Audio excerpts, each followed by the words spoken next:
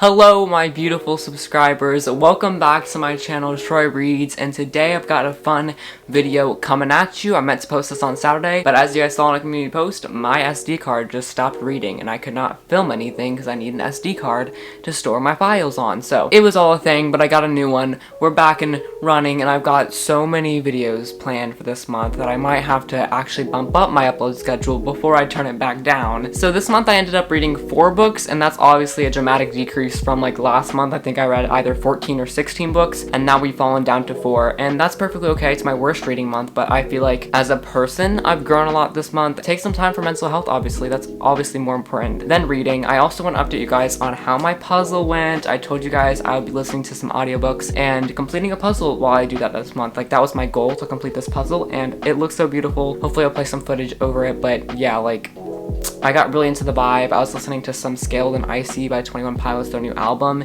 because it was very like sea underwater vibes. They even had some lines specifically about you know, the underwater world, and so I was listening to some audiobooks, listening to some new albums and music, which we got some new videos coming about that, and I did that puzzle, so I'm really excited about that. But without further ado, let's just have a little chat about the books that I read in May. It's been a good month. I totally forgot, but I also read The Joy Luck Club by Amy Tan for school. This book was all about cultural and generational values and how they clash among 4 mother-daughter relationships, where each mother grew up in China and each daughter grew up in America. Tan expertly crafted each mother-daughter relationship to represent a lesson that she's learned from her mother. I highly recommend this book, but now let's get straight into the other ones. 1 out of 4, we have got Six of Crows by Leigh Bardugo, and I have a full in-depth review, 18 minutes long, which I'm proud of myself for because I've never done that in my life, on my channel that I released this month, and it has, wow, I feel so accomplished. I have like 14 haters, 14 dislikes on that video, and it did really well, so thank you all for the support on that, and I might do more like rant reviews in the future because I feel like those are more entertaining than like me like gushing about a book, so you know, who knows. But I don't want to go too deep into this book because I do have a full rant review on it, and if you are interested in this book, I would definitely advise you not to go into it, and I explain why in that video. But I mean, it is a cool concept. It's basically about these 6 characters who have kind of come from so many different walks of life, and they all kind of unite together on this big heist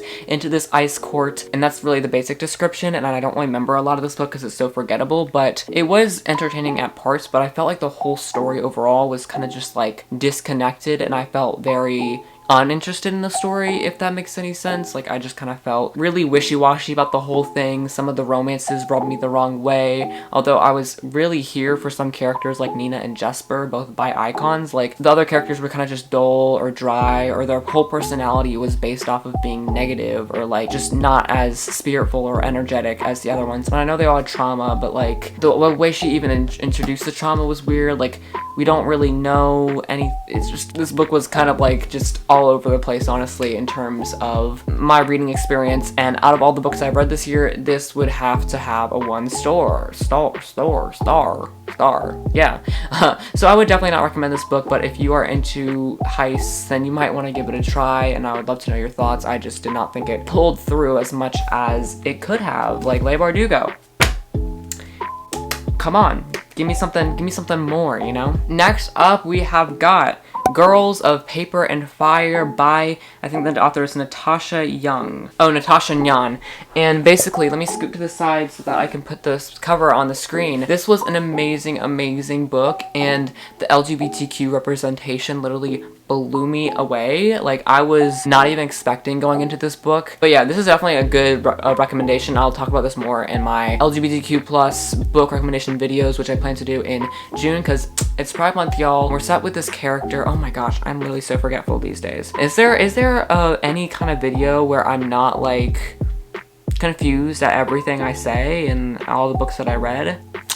Leigh, okay, sorry. She's like, you know, running up her store. She's like with her family. She has like this family-owned business, and she's kind of just working day by day at this like herb apothecary kind of store, when one day these soldiers that took her mom earlier in her life come to take her and go to this like royal palace where the Demon King resides. And so she's suddenly uprooted from her life, and she is becoming one of the paper girls, and she has to perform as a paper girl, which is basically just like a courtesan of the king. Like she has to kind of give her body to the king, and that's what she's expected to do. She has a lot of lessons on how to do that, as well as like be a polite person. And so she's expected to do all this like, you know, really nasty things, and she's like, the book really heavily involves sexual assault. I feel like this book touches on so many great subjects, and overall like it just makes my heart so warm. But okay, also I'm gonna get more into the description. We meet this girl Ren, who's another paper girl, and they two kind of develop this kind of romance. And like the main character Lei, she wasn't even aware really of her sexuality before she came in, and I like the fluidity within her sexuality, because it's like she used to think about men, but now she's more thinking about women. In this book we're kind of set to like destroy this oppressive rule from the Demon King. Like how can we kill the Demon King, and how can we set up this new rule that will not be like so oppressive towards people, because all these raids are happening on the villages. I could go into a much more detailed analysis of the book and like depth and stuff, but like that's overall my generic synopsis. It was an amazing story. At first I was like, am I gonna like this? Is it gonna be too bland? But then we got thrown that amazing romance and the amazing tension and the suspense and the plot build up. Like immaculate job. Alright, next we have got Beyonders: A World Without Heroes by Brandon Mull, and this was absolutely stunning as well. It was a middle grade, high fantasy, just really wacky, creative, unique book that I just really needed in my life. Like I love some good Brandon Mull books because they're just so kind of creative and so nonsensical that it makes sense, if that makes sense. Like it's just like you can tell that Brandon Mull puts so much work into his worlds. And so we're set with, I have no idea these characters' names, and I'm like, I read this book like today. I read this book today and I don't remember the characters' names. Do I have short-term memory loss? That might actually be a thing. Jason is kind of, you know, just living his middle school or high school life. I can't remember because they don't really touch on it much, but he works at the zoo. One day he falls through a hippopotamus's mouth into a river on a different world. Yes, it's wacky, but it also really worked, because all of a sudden he kind of finds this book and it has this like kind of quest contained within it, and he's find himself on this journey all of a sudden. He has to go all the way across the world collecting these syllables, and this is the beyond, the world of the beyond, and he has to collect all these syllables to form this one word that will be able to kill this oppressive emperor, which is really kind of just forcing these really bad rules on society. There's just definitely like a lot of wacky adventures. He meets up with Rachel, another Beyonder from, you know, his original world, the human world. It's just a great quest, and there's a lot of adventures and journeys and lessons along the way, and I really enjoyed it. This is definitely a book that I would recommend. Lastly, I got a reread of To Best the Boys done, and I'm so stoked that I did, because I really do love this world. Although I will say reading an audiobook and reading a physical book is a very different experience. I probably would not enjoy this as much if I had read it as a physical book firsthand, because I can really see some of the details that like I originally did not enjoy as much, like the kind of lengthy exposition. Like the plotting is a bit interesting in this story, and it's like we don't really get into the main event until like 200, and there's only like 300 pages. But this story is about this girl named Ren.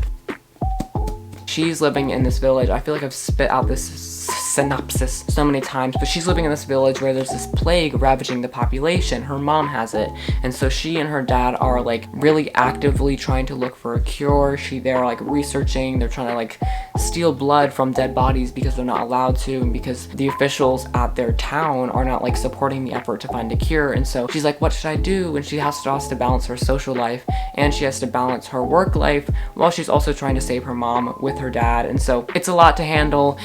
She really needs the resources because her mom starts to get sicker and sicker, and she needs to, you know, find out the cure before she dies. And so there's this competition every year. It's called like the Labyrinth, and it's hosted by this really esteemed man named Mr. Holmes, and he's like very rich. He has this whole estate, and every year he offers a full ride scholarship to Stemswick University, where Ren, if she goes, will be able to get all the resources and all of the education that she needs to save her mom. And so she goes into this competition dressed up as a boy because it's really open. It says, okay, the letter that like the invitation says all gentle persons of the town are able to join. And so she's like, oh, it's not gentlemen, it's gentle persons, because all her life she's just seen every single guy, and it's just been a tradition ingrained into the culture that all the guys would do it, but it never really specifically says that no girls can enter, and so she enters the labyrinth, and it's a really interesting story. Definitely the only really main concern I have is the lengthy exposition, but after that, I think I really like a lot of the characters. Some of them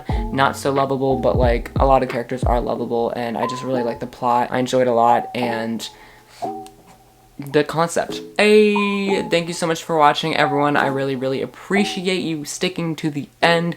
This was my May wrap up. Some videos to look forward to soon. I have to do a June TBR, a summer TBR, LGBTQ plus book recommendations video, and I'm not going to tell you guys what the video is on Saturday because I think it's really special, but it's related to music and book recommendations. So yeah, definitely have a lot of stuff planned. I don't usually for this channel, so that's really cool.